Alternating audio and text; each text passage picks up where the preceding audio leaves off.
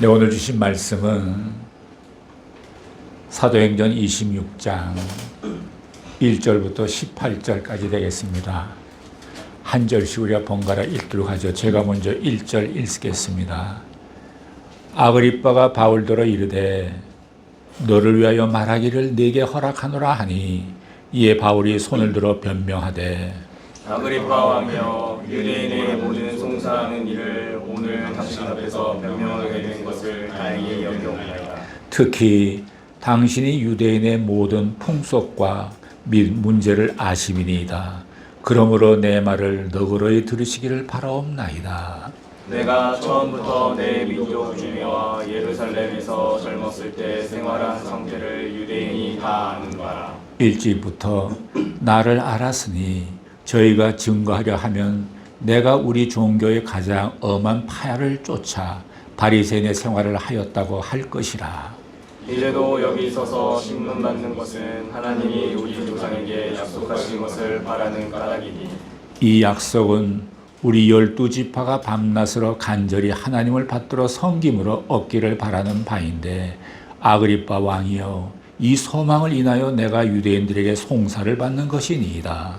당신들은 하나님이 죽은 사람 다시 살리심을 어찌하여 못 믿을 것으로 여기나이다. 나도 나사렛 예수의 이름을 대적하여 범사를 행하여야 될 줄 스스로 생각하고 예루살렘에서 이런 일을 행하여 대제사장들에게서 것을 얻어가지고 많은 성도를 오게 하며 또 죽일 때 내가 가면 불효하고 또 모든 회당에서 여러 번 형벌하여 강제로 모독하는 말을 하게 하고 저희를 대하여 심히 격분하여 외국 성까지도 가서 핍박하였고 그 일로 대제사장들의 권세와 위임을 받고 가세색으로 갔나이다. 왕이여, 때가 정원화되어 길에서 보니 하늘로서 해보다 더 밝은 빛이 나와 내 동행들을 둘러 비추는지라. 우리가 다 땅에 엎드러짐에 내가 소리를 들으니 히브리 방언으로 이르되 사울아 사울아 내가 어찌하여 나를 핍박하느냐. 사실을 기발지라기가 내게 보이니라. 내가 대답하되 주여 누시니까. 주께서 가라사대 나는 내가 핍박하는 예수라. 일어나 내 말로 서라. 내가 네게 나타난 것은 곧 네가 나를 본 일과 장차 내가 네게 나타날 일에 서로 상황과 진위를 삼으려 하니 이스라엘과 이방인들에게서 내가 너를 구원하여 저에게 보내어 그 눈을 뜨게 하여 어둠에서 빛으로 사단의 권세에서 하나님께로 돌아가게 하고 죄의 상과 나를 믿어 거룩게 된 우리 가운데서 기억을 얻게 하리라 하더이다. 아멘. 오늘의 말씀은 바울의 재판 세 번째입니다. 사도 바울은 가이사라의 감옥에 갇혀서 2년의 세월이 흐르게 됐습니다. 그 사이에 총독이 벨렉스 총독에서 베스도 총독으로 바뀌었습니다. 예수님 당시의 총독은 본디오 빌라도였습니다. 아시다시피 이 가이사라는 도시는 헤롯 왕이 건설한 도시인데 지중해 연안에 있는 항구 도시입니다. 예루살렘에서 아마 북북 동쪽으로 100km 정도 떨어져 있는 곳입니다. 여기서 베드로가 고넬료를 찾아간 고넬료가 거했던 곳도 이곳입니다. 사도 바울은 벨렉스 총독 앞에서 재판을 받았고 그 후임 베스도 총독 앞에서도 재판을 받았지만 아무런 죄를 발견할 수가 없었습니다. 그래서 바울은 자신이 희망했던 대로 로마의 가이사 재판으로 넘어가게 되었는데 재판권은 없지만 유대인들에게 막강한 권력을 행사하는 이 아그리빠 왕 앞에서 자신을 변호하게 되었습니다. 그 내용이 오늘의 본문 26장의 내용입니다. 오늘 본문 1장을 한번 같이 읽어보겠습니다. 1절입니다. 시작. 아그리빠가 사울더러 이르되 너를 위하여 말하기를 내게 허락하노라 하니 이에 바울이 손을 들어 변명하되 사람은 언제든지 자기를 변명하고 싶을 때가 있습니다. 또 변명할 기회가 주어지기도 합니다. 대개 사람들은 그런 기회가 주어지면 100% 자기를 변명을 위해서 활용할 것입니다. 그 시간을. 그러나 사도 바울은 예외였습니다. 그런 기회가 주어졌지만 그는 자신을 위해서 변명하지 않고 이 기회를 주님을 전도하는 기회로 사용했습니다. 바울이 아그리빠 왕 앞에서 자신의 말을 너그럽게 들어주기를 부탁했습니다. 자신의 말을 끝까지 잘 들어달라는 뜻입니다. 사도 바울은 예수 그리스도를 증거할 수 있는 절호의 기회라고 생각했기 때문입니다. 그는 무죄 판결을 받아야 된다는 현실적인 문제 앞에서 자기의 무죄를 증거하는 쪽보다는 그리스도를 증거하는 쪽을 택했습니다. 먼저 그는 자신을 소개하는데 자신의 과거를 짧게 요약을 합니다. 예수 믿기 전에 자기가 어떤 사람이라는지 소개하고 있는 것입니다. 우리가 보통 간증할 때에는 이러한 순서를 하는 것이 좋다고 생각을 합니다. 즉, 내가 예수 믿기 전에 나의 모습은 어땠는가? 두 번째는 내가 예수를 믿게 된 동기에 대해서. 그리고 마지막 세 번째는 내가 예수를 믿고 난 후에 변화된 나의 모습은 어떤 것인가? 이렇게 구분해서 간증거리를 준비하면 좋지 않을까 생각해요. 사도 바울이 예수 믿기 전에 자기가 어떤 사람이었는가를 지금 소개하고 있습니다. 바울은 그들에게 당신들처럼 나 자신도 율법과 조상에 충성된 사람이었다라고 얘기합니다. 그는 예수를 만나기 전 젊었을 때 모든 유대인들이 그랬던 것처럼 율법학자 가말리엘 문화생으로서 엄격한 율법 훈련을 받았습니다. 그 당시 두 개의 큰 학파가 있었는데 그 중에 하나가 가말리엘의 학파였습니다. 바리새파라는 것은 분리주의자라는 뜻입니다. 지금도 예루살렘에는 검정색 옷을 입고 모자를 쓰고 엄격한 종교 생활을 하는 그런 사람들을 보게 됩니다. 바울이 바로 그런 훈련을 받은 유대인들은 바울을 너무 잘 알고 있었습니다. 그의 과거를 아니까. 그러나 그러한 자신이 같은 동족들에게 지금 고소를 당하고 있는 것입니다. 그리고 재판을 받고 있는 것입니다. 율법에 나타난 하나님께서 주신 한 소망을 전했는데 그것으로 인해서 어려움을 겪게 됐다고 증언을 합니다. 오늘의 본문 6절과 7절을 보면 6절을 제가 읽겠습니다. 이제도 여기 서서 신문 받는 것은 하나님이 우리 조상에게 약속한 것을 바라는 까닭이니 7절 같이 보시죠. 시작. 이 약속은 우리 12지파가 밤낮으로 간절히 하나님을 받들어 섬김으로 얻기를 바라는 바인데 아그리빠 왕이여 이 소망을 인하여 내가 유대인들에게 송사를 받는 것이니이다. 재판을 받는 이유는 한 가지 문제 때문입니다. 유대인들에게도 굉장히 중요한 것으로 그것은 유대인의 소망과 상관되는 문제입니다. 그것은 율법의 모든 소망이요. 그리고 상관되는 문제였습니다. 이 소망은 바로 메시아를 기다리는 소망입니다. 유대인들은 고난과 역경 속에서도 굶주림 속에서도 메시아를 기다려왔습니다. 히브리어로는 메시아라고 그러고 헬라어로는 그리스도라고 부릅니다. 하나님께서 우리 조상에게 약속을 하셨고 12지파가 간절히 밤낮으로 소망했던 것이 무엇입니까? 바로 그 예수가 누구냐라고 하는 문제입니다. 과연 우리가 믿는 예수가 메시아인지 구약에서 약속된 그분이신지 유대인들은 그것을 믿을 수가 없었습니다. 그런데 문제는 예수가 죽음에서 부활했다는 것입니다. 부활하고 나니까 그분이 메시아라는 사실을 알게 된 것입니다. 그래서 예수의 부활을 목격한 사람들이 이분이 바로 메시아다. 이분이 부활했다라고 말하기 시작했습니다. 그러나 이 사실을 인정하지 못하고 믿지 못하는 유대인들에게는 이것은 엄청난 사건이었습니다. 그것은 유대계 전체의 뿌리를 뒤흔드는 사건이기 때문에 걷잡을 수 없이 흥분해서 그들은 바울을 죽이려고 했던 것입니다. 8절을 보겠습니다. 8절 시작. 당신들은 하나님이 죽은 사람 다시 살리심을 어찌하여 못 믿을 것으로 여기나이까. 지금까지 말씀드린 내용이 8절에서 한마디로 요약되어 있습니다. 당신 바리새인들이여, 하나님이 죽은 자를 다시 살리신다는 게 이 사실을 왜 믿지 않습니까? 살아나신 그분이 누구십니까? 예수 그리스도이십니다. 그러나 그들은 그 사실을 믿을 수도 없었고 믿어지지도 않았던 것입니다. 그들의 생각에는 아니 우리가 늘 보았던 예수, 그가 어떻게 우리의 구원자가 될 수 있단 말인가? 어떻게 그가 우리의 메시아가 된단 말인가? 유대인들의 입장에서는 믿을 수가 없었습니다.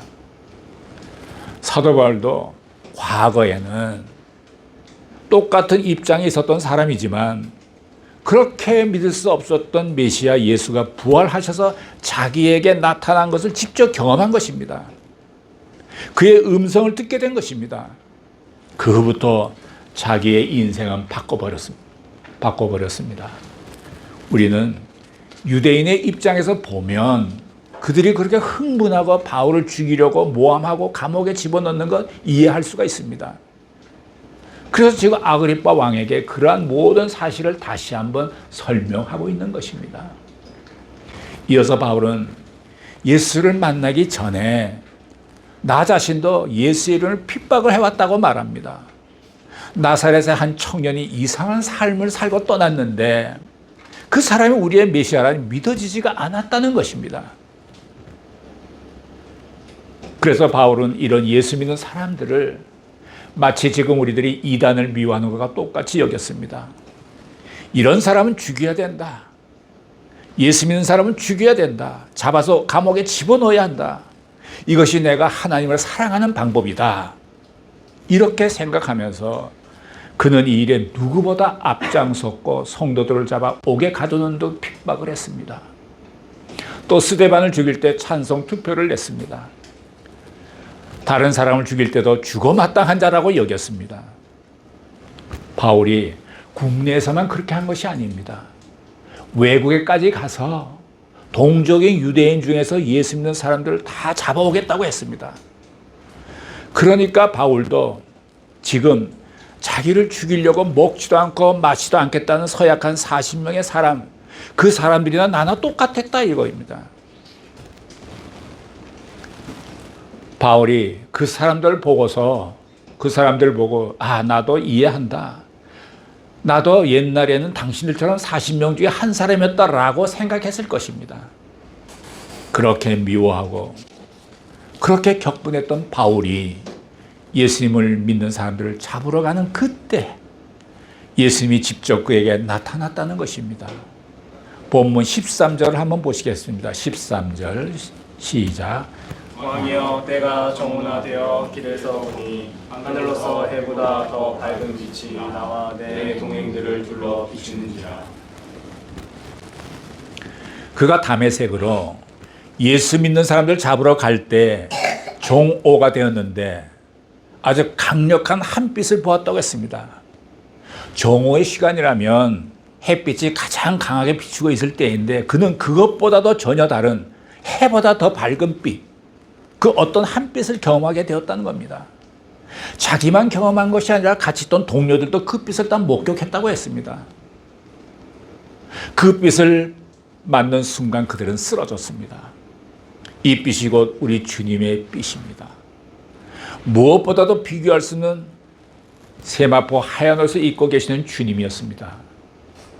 아주 드문 경우지만 이런 주님의 빛을 경험하는 사람들이 있습니다.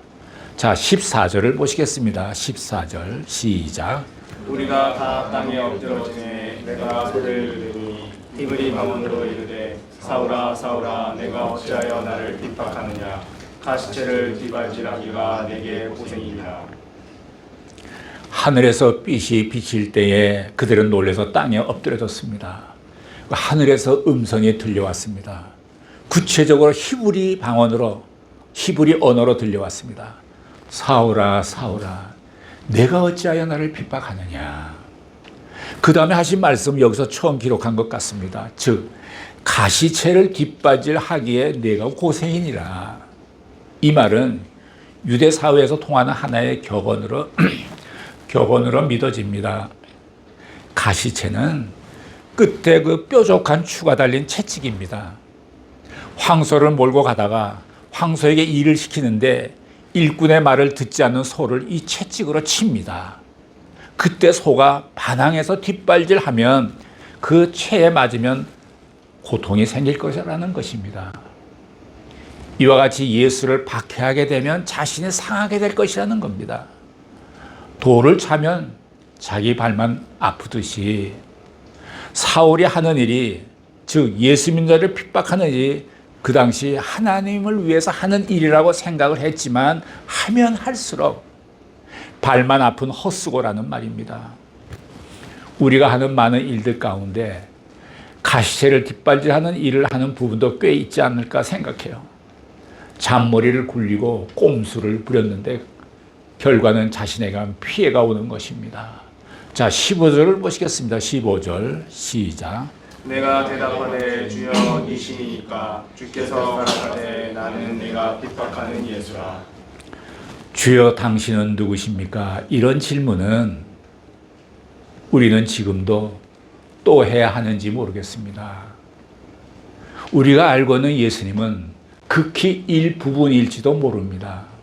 주여 당신은 누구십니까? 라고 여러분들에게 물을 때 나는 내가 핍박하는 예수라 라고는 말하지 않겠죠. 그렇지만 예수님께서 혹시 이렇게 말씀하실지 몰라요.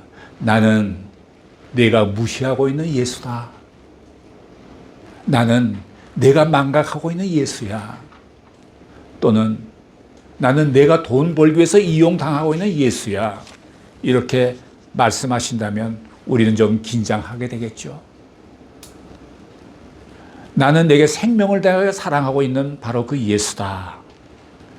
나는 내가 생명을 다해서 살아가고 있는 바로 그 예수다. 이런 말을 들어야 하지 않겠습니까? 자, 마지막으로 16절부터 18절까지 보겠습니다. 16절을 제가 먼저 읽겠습니다. 일어나 네 발로 서라. 내가 네게 나타난 것은 곧 네가 나를 본 일과 장차 내가 네게 나타날 일에 너로 사왕과 증인을 삼으려 함이니. 17, 18절 읽겠습니다.